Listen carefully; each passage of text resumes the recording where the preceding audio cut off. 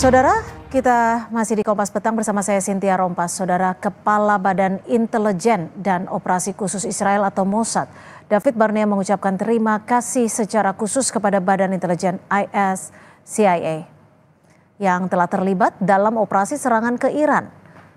Barnea juga menambahkan intelijen Israel akan terus mengawasi proyek nuklir Iran di tengah berlangsungnya gencatan senjata yang telah disepakati dua negara.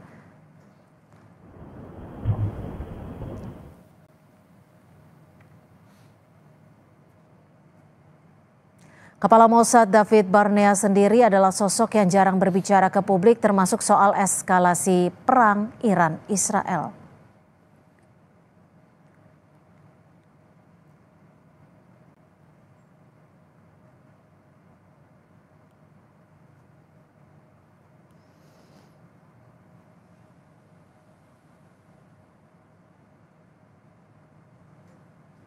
אני רוצה להביע הערכה וגם הוקרה לשותף שלנו המרכזי, ה-CIA, על הפעילות המשותפת, על המבצעים שבאו לידי ביטוי, וגם לראש ה-CIA, שתמך במוסד בהבאת ההחלטות הנכונות, שבסופו של דבר אפשרו את המבצע הזה. אנחנו נמשיך לפקוח 7 עיניים על כל הפרויקטים שיש באיראן, שאותם אנחנו מכירים בצורה המעמיקה ביותר.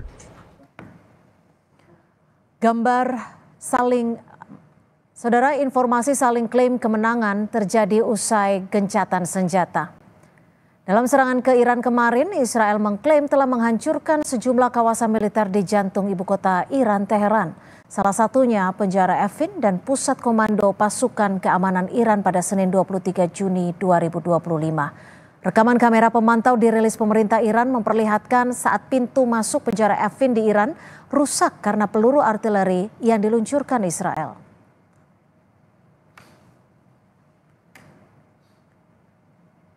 Dalam perang selama 12 hari, serangan Israel dan Amerika Serikat ke Iran menghancurkan 3 fasilitas nuklir Iran yang berada di Natanz, Isfahan, dan Arak.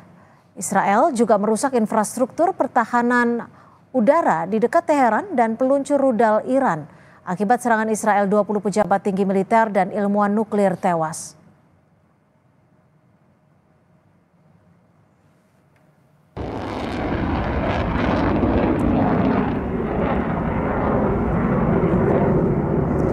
Sementara dalam serangan melawan Israel kemarin, Iran mengklaim telah meluncurkan sejumlah serangan yang menghancurkan kawasan permukiman Israel di Tel Aviv dan Haifa.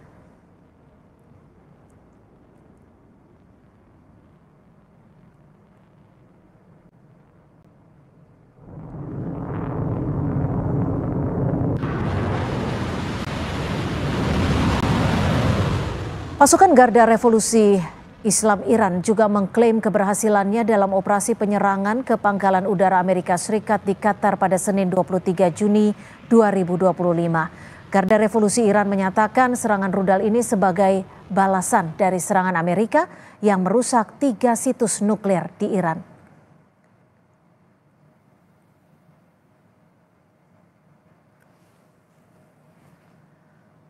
Sementara akibat serangan Iran ke Israel, kompleks militer di Kiryat Tel Aviv rusak. Tak hanya itu saudara, kerusakan sejumlah bangunan terjadi di permukiman warga Tel Aviv hingga kerusakan rumah sakit utama Soroka di Israel Selatan.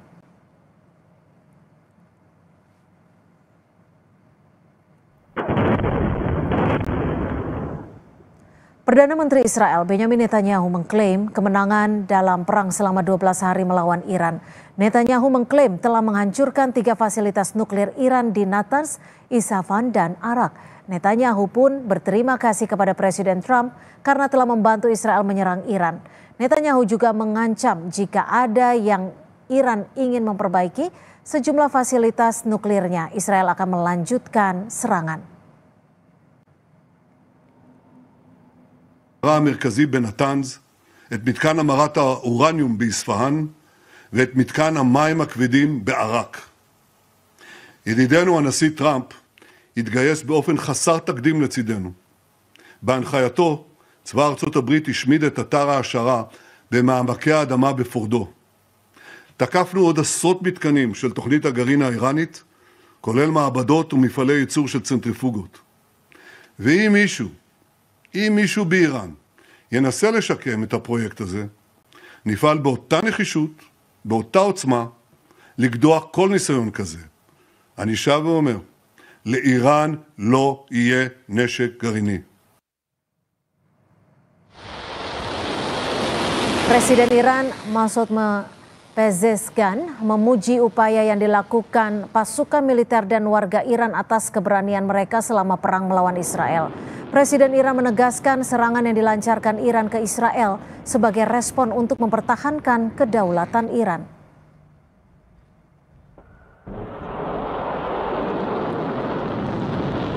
خیلی در رابطه با اینکه مردم در این روند اگه اونا حمله کردن بیاد بریزن بیرون و اعتراض کنند و اعتصاب کنند حساب کرده بود. خب تصور نمی‌کردن یه چنین اتفاقی نیفته. 12 روز اینا زدند. حالا ما هم زدیم.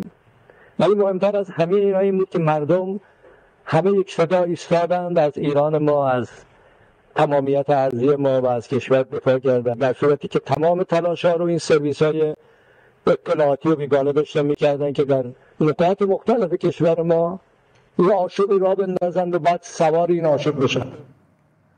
Presiden Amerika Serikat Donald Trump mengatakan akan melakukan pertemuan dengan perwakilan Iran pekan depan. Trump mengaku akan ada penandatanganan perjanjian yang melibatkan dua negara. Trump juga menyinggung peluang kesepakatan perjanjian nuklir yang melibatkan Iran dan Amerika. Menurutnya perjanjian itu tidak diperlukan pihak Amerika saat ini. Look, we're going to talk to them next week with Iran. We may sign an agreement. I don't know. To me, I don't think it's that necessary. I mean, they had a war, they fought. Now they're going back to their world. I don't care if I have an agreement or not. The only thing we'd be asking for is what we were asking for before about we want no nuclear, but we destroyed the nuclear. In other words, that's destroyed. I said Iran will not have nuclear. Well, we blew it up. It's blown up to kingdom come, and so I don't feel very strongly about it. If we got a document, wouldn't be bad. We're going to meet with them, actually. We're going to meet with them. Israel dan Iran sama-sama mengklaim kemenangan dalam perang 12 hari. Sementara Presiden Amerika Serikat Donald Trump menyebut akan bertemu Iran dan tidak menutup kemungkinan untuk membicarakan sejumlah perjanjian. Lantas sampai kapankah gencatan senjata ini berhasil membuat kedua negara tidak lagi berperang? Dan apa arti klaim kemenangan antar negara ini? Kita bahas bersama mantan Duta Besar Indonesia untuk Iran. Sudah ada Mas Dian Wirengjurit. Selamat sore Mas Dian. Selamat sore Mbak Cynthia. Ya Mas Dian, Selamat sore pemirsa. Selamat sore Mas Dian, terima kasih untuk waktunya. Ada klaim tiap negara Iran dan juga Israel saling menang dalam perang ini. Apa sebenarnya yang bisa dibaca dari klaim kemenangan Iran dan Israel ini? Terima kasih Mbak Cynthia. Begini, kalau kita dengar kata klaim itu semua negara yang terlibat perang pasti pada tahap tertentu akan saling mengklaim, bukan hal yang aneh. Tapi dalam konteks perang Iran dan Israel ini mari kita lihat yang kasat mata sajalah. Ya kan? Katanya 3 fasilitas nuklir Iran diserang hancur. Tapi kalau dilihat dari data-data saja kok tidak ada radiasi gitu loh ya yang keluar. Sementara kecelakaan di Fukushima Jepang karena bencana alam, terus kemudian Chernobyl karena kebocoran akibat kesalahan manusia, itu semua kadarnya hanya 3,67% uranium yang diperkaya.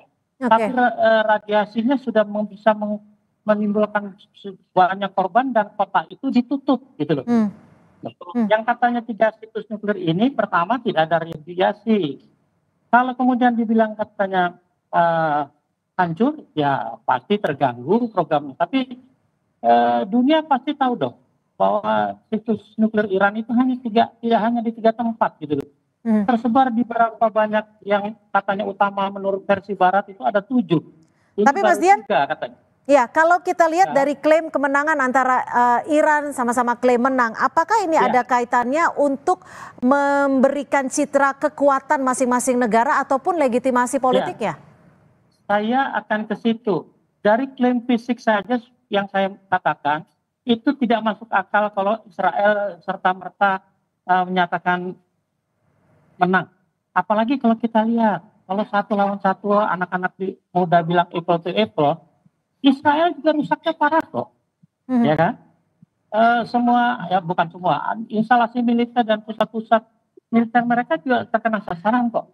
Tapi kok bisa mengklaim menang, tanpa Amerika tidak akan bisa Israel bilang menang. Karena dibantu Amerika saja mungkin karena jelas lebih besar, tidak apple to apple. Ya kemenangan Israel sama Amerika buat saya tidak ada artinya. Tapi yang pasti ini Mbak Cynthia, orang juga tahu kok Iran dikeroyok. Apple to apple Israel sudah tidak ada artinya. Secara fisik dibantu oleh Amerika, mereka klaim menang. Padahal kalau mau jujur secara politik dunia pasti memahami dan sekarang banyak masyarakat dunia yang justru pro Iran. Hal ini merupakan kemenangan politik yang luar biasa buat Iran dan tidak mudah buat Amerika mengembalikan citranya yang sudah terlihat pengecut dengan mengeroyok Iran. Mas Dian, ini kan saat ini gencatan senjata sedang dilakukan. Ada 12 hari perang. Lalu apa yang bisa dibaca dari gencatan senjata ini? Apakah ini hanya jeda taktis sementara atau bisa berlangsung untuk selamanya perdamaian ini? Kalau dibilang untuk selamanya, Mbak Cynthia masih terlalu dini ya. So, kita lihat lagi-lagi kenyataan. Berapa kali gencatan senjata di Gaza itu diingkari oleh Israel dengan terus menyerang. Beberapa kata-kata Benjamin Netanyahu, Perdana Menteri Israel dan Presiden Amerika Donald Trump itu menurut saya tidak bisa dipercaya kok. Ketika dia bilang katanya tim perunding Amerika dan Israel dan Iran lagi berunding, totalnya Israel 3 hari kemudian menyerang. Ketika Trump bilang akan lihat 12 hari, 14 hari, 2 minggu untuk menentukan sikap Amerika, totalnya dia menembak 3 hari kemudian. Apakah masih bisa dipercaya dengan gencatan semacam ini? Buat saya, gencatan semacam ini jelas sementara, jelas merupakan jeda, tapi jedanya buat saya taktis karena masing-masing sekarang. Apakah Anda ingin menyatakan bahwa gencatan senjata ini betul yang dikhawatirkan oleh banyak orang adalah persiapan untuk perang selanjutnya? Kalau dibilang ke arah seperti itu ada benarnya, saya bisa memahami. Tapi kalau melihatnya dengan cara lain, saya cuma mau melihat ini masing-masing sedang mengevaluasi diri ya, sedang berkaca diri. Apa kira-kira akan siap untuk lanjutan khususnya Israel. Kalau bicara tidak dibantu Amerika, karena Amerika dengan gencatan senjata ini mulai menempatkan diri sebagai pihak di tengah. Tapi saya yakin tetap saja bias karena dalam prakteknya dia pasti akan pro Israel. Nah, dalam masa jeda ini kita lihat, tapi yang pasti Iran tidak akan tinggal diam seperti sudah kecolongan sebelumnya. Pasti akan konsolidasi dan kalau gencatan senjata ini tidak dipenuhi oleh Israel, yang terjadi mungkin akan lebih parah bagi Israel. Apakah ada kemungkinan atau potensi dari masing-masing negara untuk melanggar gencatan senjata ini, baik itu Iran maupun Israel? Kalau bicara geopolitik, kalau bicara hubungan internasional, semua kemungkinan itu mudah kemungkinan bisa terjadi. Tapi kita lihat catatan sejarah. Catatan sejarah Iran itu perang dengan Irak, dia diserbu oleh Irak, Irak masuk ke wilayah Iran, usir kembali sampai Iran masuk ke wilayah Irak. Tapi ketika gencatan senjata, Iran malah sepakat untuk mundur ke perbatasan internasional sebelumnya. Artinya tidak tetap menduduki seperti Israel di Gaza atau di tepi barat. Nah, saya tidak bisa melihat karena secara geografis Israel dan Iran terpisah jauh. Makanya tidak mungkin ada perang darat langsung atau perang laut. Yang ada hanya perang rudal dan perang pembom, pesawat pembom. Nah, dari konteks ini saja buat saya kemungkinan memang Israel sudah kepayahan, sudah letih, sudah kehilangan semua sebagian besar sumber dayanya. Saya pikir kalau saja Trump benar-benar objektif melihat kenyataan ini, mudah-mudahan gencatan senjata ini akan lama. Kalau kita bicara soal kekuatan militer nih, baik dari Iran maupun dari Israel, seberapa kuat masing-masing negara terkait kekuatan militer yang tersisa, baik itu personel, misil, nuklir, dan juga anggaran? Mbak Cynthia, Ya. memang secara kekuatan militer umum mungkin bisa dikatakan tentara. Masing-masing punya rudal, tapi tidak bisa, dalam konteks ini tidak bisa dibandingkan. Karena apa? Karena tidak mungkin terjadi perang darat atau perang laut. Jadi kalaupun Iran lebih kuat di laut, tidak ada bandingannya karena Israel negara kecil, angkatan lautnya juga di Laut Tengah, tidak akan ketemu. Kalau darat tidak akan mungkin terjadi karena harus melewati berbagai negara. Jadi yang bisa diperbandingkan adalah kemampuan kapal terbang dan rudalnya. Kalau dari kapal terbang, kapal-kapal jet tempurnya, Israel jelas lebih kuat karena dibantu oleh pesawat-pesawat jet mutakhir dari Amerika yang negara lain belum punya. Iran sendiri baru tahap pengembangan pesawat jetnya, tapi jet-jet Rusia baru sebagian datang, tapi jet lama masih ikut terbang. Secara angkatan udara, secara laga di udara, memang kelihatan Iran kurang kuat dalam segi pesawat tempurnya. Tapi rudalnya Iran saya yakin jauh lebih banyak dari Israel. Oke, kalau jangkauan rudalnya bagaimana? Jangkauan rudal tidak ada masalah. Iran itu punya jangkauan rudal yang disebut rudal jarak peluru kendali, rudal jarak menengah. Israel juga punya. Jarak menengah itu adalah 500 sampai 5.000 kilo. Nah, rudal terbaru Iran sudah bisa mencapai 2.500 sampai 3.000-an. Artinya Israel itu 2.000 saja sudah sampai. Jadi kalau dari segi rudal bisa dilihat di TV, di berita manapun, ratusan rudal Iran itu bisa menembus akhirnya yang namanya pertahanan udara Israel melalui Iron Dome atau David's Sling atau apapun. Sekarang kalau kita bicara soal kunci perdamaian, celah apa yang bisa dilakukan agar perdamaian ini tidak hanya sementara, tapi juga bisa berlangsung selamanya? Apakah celah diplomasi masih bisa diberlakukan? Saya latar belakang saya diplomat, saya yakin diplomasi pada akhirnya akan jadi kunci akhir tercapainya gencatan senjata permanen atau perdamaian sekaligus. Tapi yang saya mau bilang begini, Israel itu bukan siapa-siapa tanpa Amerika. Yang menentukan adalah Amerika, dalam hal ini presidennya. Yang sayangnya karakternya seperti itu tidak pernah bisa dipegang dari sejak perjanjian JCPOA, perjanjian nuklir yang tahun 2015. Trump lah yang mencabut semua itu keluar dari JCPOA, sehingga Israel makin merasa dapat lindungan dari Amerika. Buat saya untuk tercapai suatu perdamaian yang harus mengetok Israel adalah Amerika. Amerikanya yang harus berpikiran waras, terutama Presiden. Oke, ini juga dikabarkan bahwa Presiden Trump akan bertemu dengan Iran. Apakah peran dari Trump ini bisa mampu menghasilkan perdamaian antara Iran dan Israel?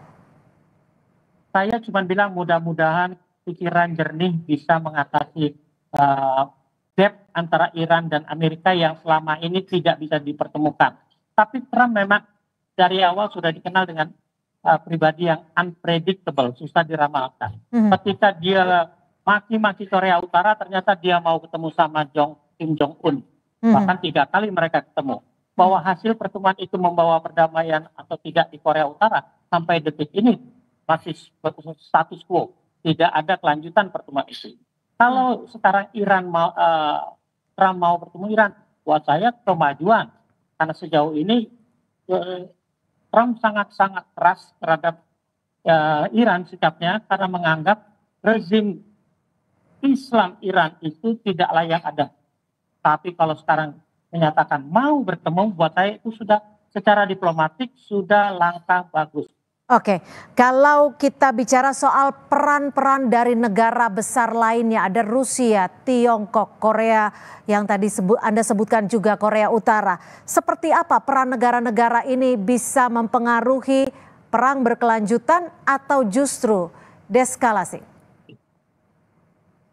Kalau saya melihatnya begini Mbak Cynthia, dengan kondisi sekarang saja Trump sudah menyadari bahwa Israel itu tidak bisa lebih lama, tidak bisa bertahan lebih lama dalam perang yang berkepanjangan.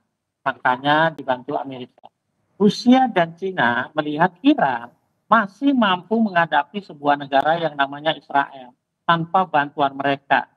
kalau saja perdamaian atau upaya ceasefire yang dilakukan Trump dengan berusaha menemui delegasi Iran berhasil, buat saya itu suatu perkembangan yang luar biasa. Tapi kalau gencatan senjata ini ternyata hanya sementara karena lagi-lagi baik Netanyahu maupun Trump mengingkari janji, saya kira ke depannya dalam waktu dekat misalnya hal ini terjadi, Rusia dan Cina tidak akan diam seperti selama ini.